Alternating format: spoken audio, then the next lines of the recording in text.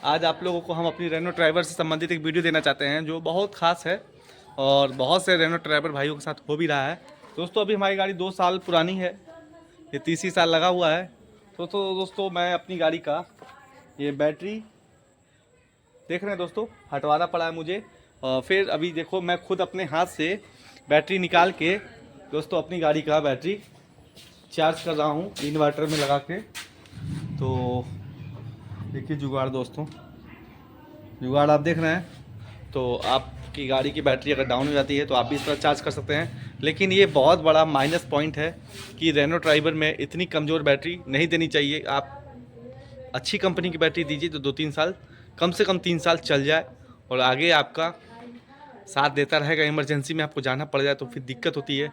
तो दोस्तों अब मैं सोच रहा हूँ एमरॉन की अच्छी बैटरी नहीं तो लिथियम बैटरी मैं इसमें डलवाऊंगा। अगर आप दोस्तों बताइएगा लिथियम बैटरी डलवाना उचित है कि नहीं है। अगर कोई कंपनी वाला भी देख रहा है तो मुझे बताइएगा 12 वोल्ट की लिथियम बैटरी मैं अपनी इस कार में डलवा सकता हूँ कि नहीं। तो दोस्तों अगर आप लोग भी चाहते हैं अपनी गाड़ी में लिथियम बैटरी डलवाना तो पहले एडवाइस ले लीजिएगा फिर डलवाइएगा, नहीं तो फिर कोई प्रॉब्लम हो जाए तो समझ में नहीं आता है दोस्तों। लेकिन एक चीज़ बताना चाहता हूँ दोस्तों, ये बहुत गंदी है चीज़ है जो मेरे साथ हुआ है। मैं अपने परिवार के साथ जा रहा था, देखिए फेस्टिवल में, एकादशी त्यौहार है आज के दिन और आज के दिन ये सब होना था। तो फिलहाल मेरे समझ के बाहर है। लेकिन एक चीज़ बताना चाहता हूँ, रेनो ड्राइवर सिर्फ माइलेज और फीचर्स के मामले में बहुत अच्छी है, इंजन भी ठीक ठाक है, लेकिन कंपनी बैटरी बहुत झंडू बाम दे रहा है। झंडू बाम, इस चीज़ को संशोधन करें और हो सके तो आगे वाली गाड़ियों में अच्छी बैटरी दें, इस तरह की घटिया बैटरी ना दें। एक्साइड की बैटरियों में काफ़ी कंप्लेन आती है दोस्तों, इससे पहले भी आ चुकी, मेरे पास घर में भी बैटरी थी बड़ी वाली इन्वर्टर की, उसमें भी एक्साइड की बैटरी में प्रॉब्लम आती थी।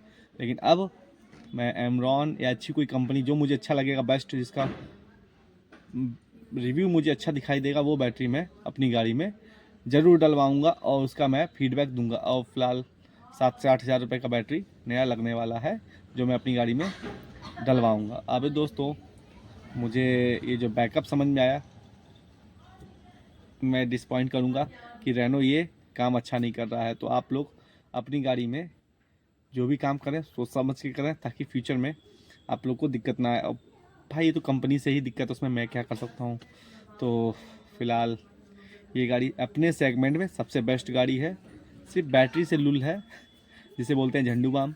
तो ये आप आपके सामने देख ही रहे हैं। और मैं एक चीज़ आपको बताऊंगा कि अगर आप वाकई में सीरियस हैं इस बात को लेके कि रेनो ड्राइवर इस सेगमेंट में क्या एर्टिगा से सुपर है, तो दोस्तों कहीं हद तक है। और दोस्तों मैंने एक लोगों का मैंने वीडियो भी देखा, मैं नाम नहीं लेना चाहता हूँ, भाई यूट्यूबर वो भी हैं, मैं भी यूट्यूबर ही हूँ। तो मेरा जो फीडबैक है कि वो लोग कहते हैं कि एर्टिगा से गाड़ी का इंजन कमज़ोर है। दोस्तों कमज़ोर नहीं है, सीसी का फ़र्क है। वो 1500 सीसी है, ये 1000 सीसी है। लेकिन दोस्तों चलने की बात कर रहे हैं और माइलेज की बात कर रहे हैं तो मैं दोनों सेगमेंट में आपको बताना चाहता हूँ। दोस्तों मैं अपनी गाड़ी को 500 किलोमीटर नॉन स्टॉप रात का समय, 1-2 मिनट 4 मिनट का चाय पीने की बात हम नहीं जोड़ बता रहे हैं इसमें, बाकी हर 2 मिनट के बाद 200 किलोमीटर पे नॉन स्टॉप मेरी गाड़ी चलती रही। और 8 लोग के साथ विद एसी पे दोस्तों गाड़ी दबी नहीं, पिकअप धमाकेदार रहा, ट्रैफिक जीरो था, नाइट का समय था, 12 बजे 10 बजे में निकला था इलाहाबाद से और 3 बजे मैं अपने गोरखपुर आ गया था।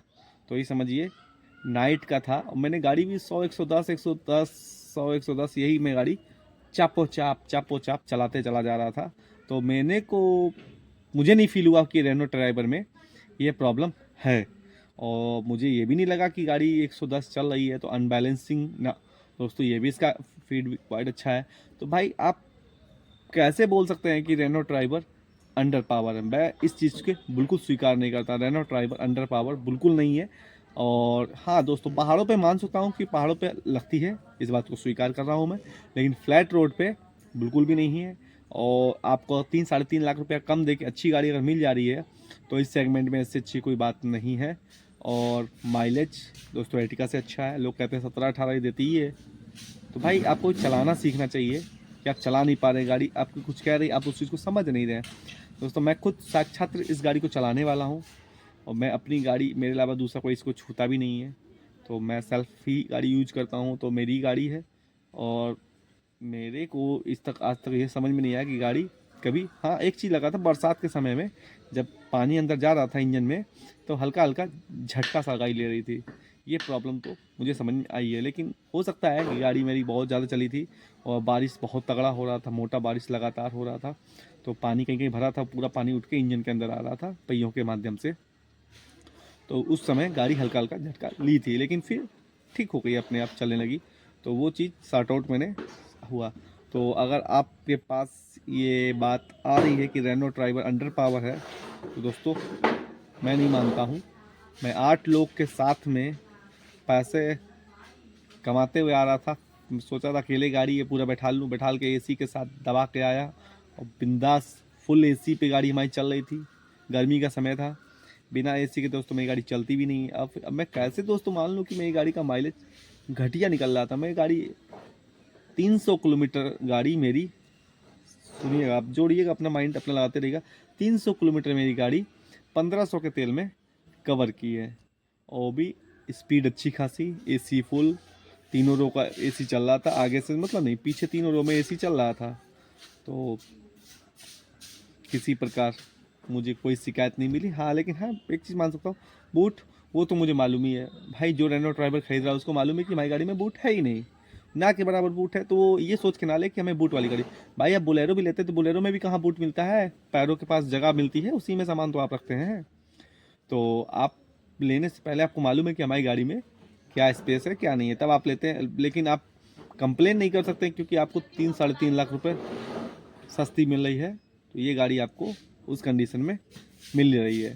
तो इस सेगमेंट में लुक एर्टिगा से अच्छा निकल रहा है, सेफ्टी रेटिंग उससे भी अच्छा निकल रहा है, तो आप रेनो ट्राइबर को एर्टिगा से बेटर कह सकते हैं। लेकिन इंजन के मामले में पीछे है, बूट स्पेस के मामले में पीछे है, इंजन पावर टॉर्क दोनों आगे है। और दूसरा थर्ड पॉइंट, सीएनजी में भी एर्टिगा आती है, ट्राइबर सीएनजी में नहीं है। BS6 अप्रूवल तो मिल गया है, लेकिन मैं किसी को अप्रूवल के लिए बोलूँगा नहीं कि आप सीएनजी लगवाएं, क्योंकि 1200 सीसी इंजन है, और अगर आप सीएनजी लगवाना चाहते हैं तो इंजन के साथ आप खिलवाड़ कर रहे हैं। काफ़ी लोग को मैंने वीडियो देखे और काफ़ी लोग से फीडबैक भी आया है साक्षात कि दोस्तों गाड़ी झटका मारना शुरू कर देती है, क्योंकि कंपनी फिटेड जो सीएनजी होती है उसकी फिटमेंट उस हिसाब से की जाती है कि आपको पता ही नहीं चलेगा कि गाड़ी का टॉर्क सीएनजी में क्या है और पेट्रोल में क्या है। तो आप सेम टॉर्क पे ही गाड़ी चलाएंगे, आपको पता ही नहीं चलेगा। तो ये चीज़ आपको पता चल जाएगा। तो आप लोग मेरे हिसाब से BS6 अप्रूवल आ चुका है तो मत लगवाइएगा, क्योंकि आपको अगर ज़्यादा ही चलना है, बहुत ज़्यादा आपको इंजन से मतलब नहीं है कि अगर गाड़ी 2 साल 3 साल में पैसा निकल जाए, उसके बाद अगर सोचते हैं तो बात अलग है। लेकिन हमारे हिसाब से बिल्कुल आप रिस्क मत लीजिए, पेट्रोल पे चलाइए, माइलेज 20-22। दोस्तों हम लोगों ने अपनी गाड़ी टोचिंग से चार्ज कर ली है, अब 2 मिनट का समय लगा था, गाड़ी हमारी चार्ज हो चुकी है। अब हम लोग गाड़ी का जब हो जाता है तो हम अपने पासवर्ड अपना डालना पड़ेगा दोस्तों गाड़ी में, तो बिना पासवर्ड के हमारी गाड़ी का म्यूजिक सिस्टम नहीं चालू होगा। तो हमारा पासवर्ड है 0967। ओके चालू। तो दोस्तों बाय। अगर आप लोग को ये ब्लॉग अच्छा लगा तो बताइएगा, तो फिर नेक्स्ट टॉपिक में मिलते हैं आप लोग से। तो मेरी गाड़ी का जो था मैंने आपको दिखा दिया, मेरी गाड़ी का जो है बेस्ट है, लेकिन ये चीज़ कंपनी को सुधार करना चाहिए। कहीं इमरजेंसी जाना तो आप फंस जाएंगे अगर इन्वर्टर नहीं है तो दोस्तों फिर किसी अच्छे टॉपिक मिलते हैं। जय हिंद, जय भारत, बाय दोस्तों।